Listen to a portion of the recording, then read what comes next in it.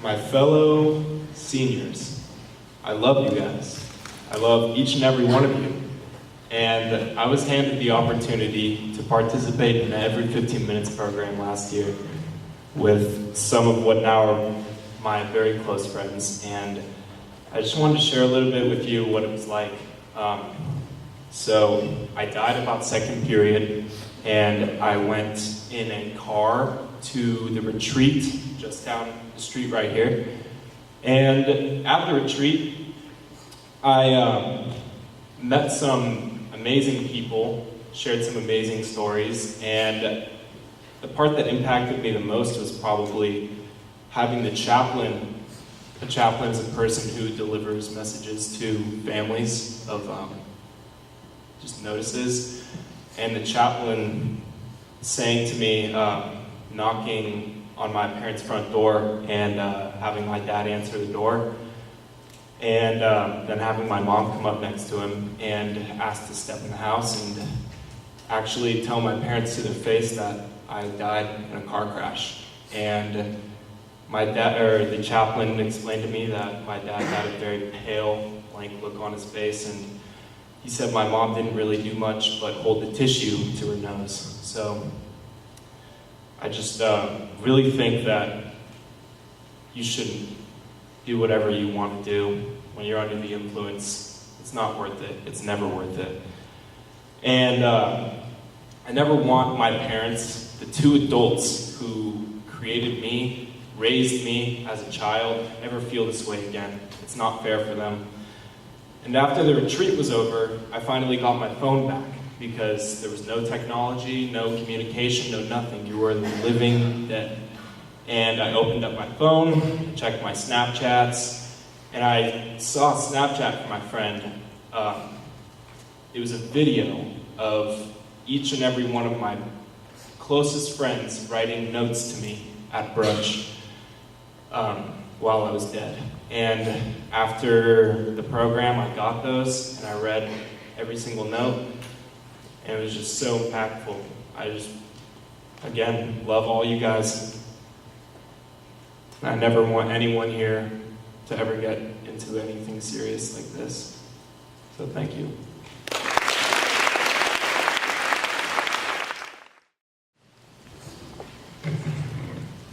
My name is Maren Garcia, and I'm a senior. And so last year I was in Every 15 Minutes, and I was a sober driver. And so Every 15 Minutes really showed me how impactful my actions can be. And I grew up listening to my parents tell me over and over again, just don't drink and drive. Just that simple, don't drink and drive.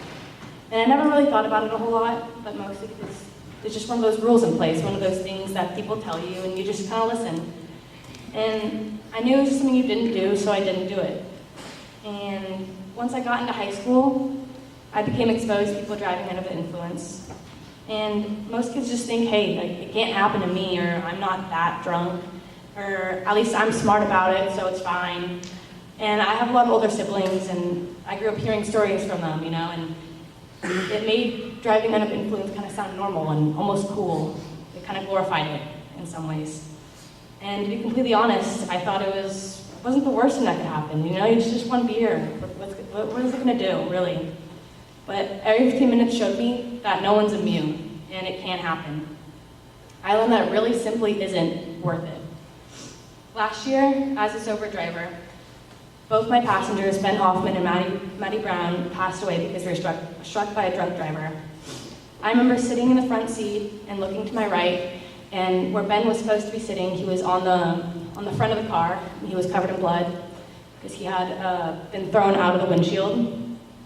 And I remember hearing Maddie screaming in the back, and I remember the blood looking really, really real, and it was just kind of shocking, knowing it's a simulation, shocking looking at my friends and being like, wow, like it could happen that quickly. And although it was a simulation, I couldn't imagine losing someone because of a simple choice that could be avoided. And the experience freaked me out so much that I had nightmares the following weeks, and I woke my brother up because I was screaming in my sleep. I gave him a little bit of a scare. And my brother's really not the most sensitive person, but when he comes in my room, I'm like, Mary, what's wrong? What's wrong? And I'm asleep. It was kind of interesting. And when I would hear sirens, I would kind of freeze. because it reminded me of every 15 minutes. And it just taught me that life is too precious to throw away over something so small, getting home from a party. It's just not necessary. So people say, don't drink and drive, just listen.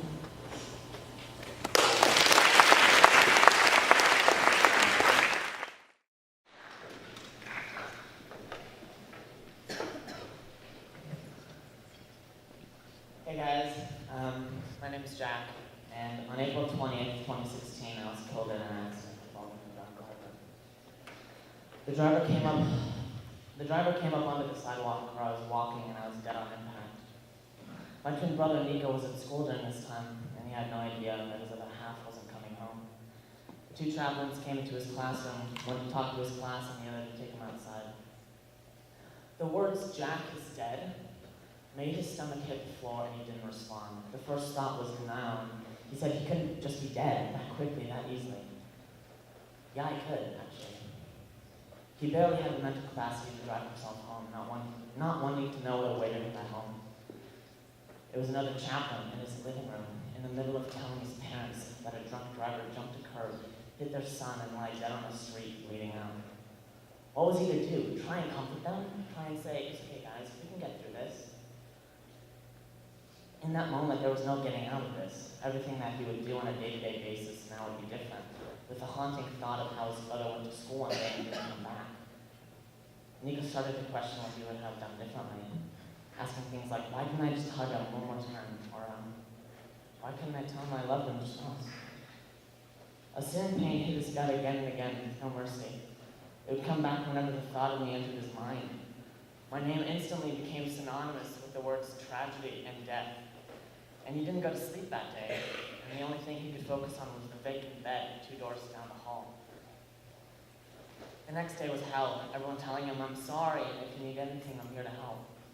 He didn't want comfort, he didn't want help. All he wanted was to see his brother walk Lauren to Spanish class between first and second period.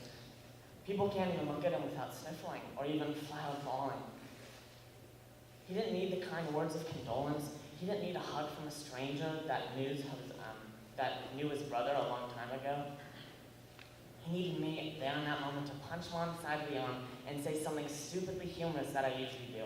And most of all, he needed that damn driver to hit a tree instead of his older twin. He needed to wake up from this nightmare, or someone to tell him that the cruel joke was over, but neither of those things happened. You think I wanted this to happen to me? Oh wait, nothing really happened to me. Everything's happening to Nico, my family, my friends. I'm not affected anymore. I'm gone. The ones left over to see my body lowered to the ground are the ones shedding tears and writing notes on my obituary.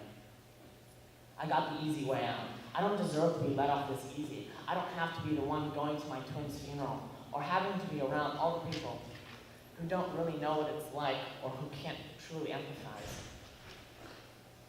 Nico, I'm beyond angry at this, at the driver, and even at me standing in that position on the sidewalk, even though I know it wasn't my fault. If I could, I would give up my spot in heaven just to spend one more day with you, just to tell you how much you make me happy and how much I rely on you for basic tasks. I hope you still have some happy memories of me after all this, because just in the 18 years of sharing the same genes, you have gave me purpose, you have gave me the joy of a guy never could ask for.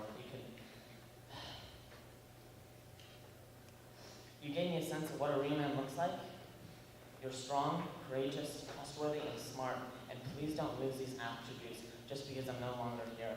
Instead, help Mom and Dad, please. Take care of Olivia. Feed Maggie. Take a little piece of me with you everywhere you go, just so that people might remember me from time to time.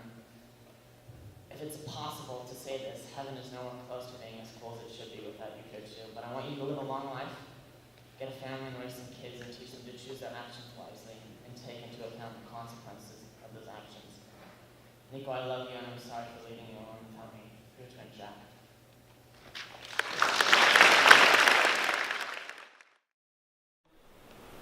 The night that we all died, we went to the retreat, and that evening we wrote letters to our family and friends, and I want to read you guys mine.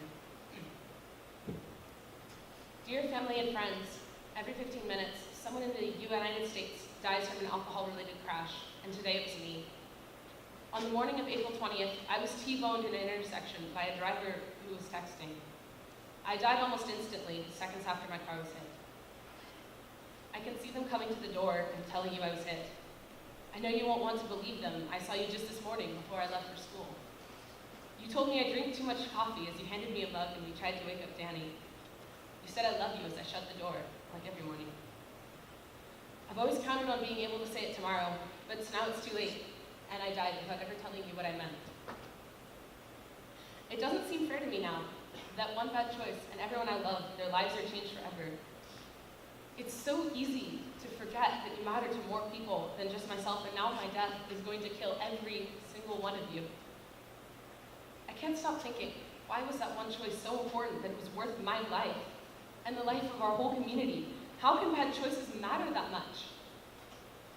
But they do. Those choices that may seem like one bad choice, something so insignificant, has so much potential, the potential to ruin lives or end them. On April 20th, my life was ruined. I'm never going to take calculus or visit the NASA Johnson Space Center. I'll never see my friends become rich and world famous. I'll never go to college or meet the love of my life. And I won't be there to see my baby brother grow up. And I won't get to tell you how much I love you every goddamn day of your life, because it's over. It's over, and I'm dead, and I will never tell you I love you again. To all my friends and my family, to my community and my school, I love you all so much. And I'm so sorry I didn't tell you enough, and that I took you for granted. I'm sorry, and I love you. So even though every 15 minutes was obviously faked, I didn't actually die in a car accident, the lessons we learned and the emotions we experienced were very, very real. And my main hope with participating in the Every 15 Minutes program and with sharing my letter with all of you today is to give us all a small and a manageable taste of the pain our bad choices can cause. Because today, it's not a reality. But please, I'm begging you, let's keep it that way. Please, please make the right choices. Thank you.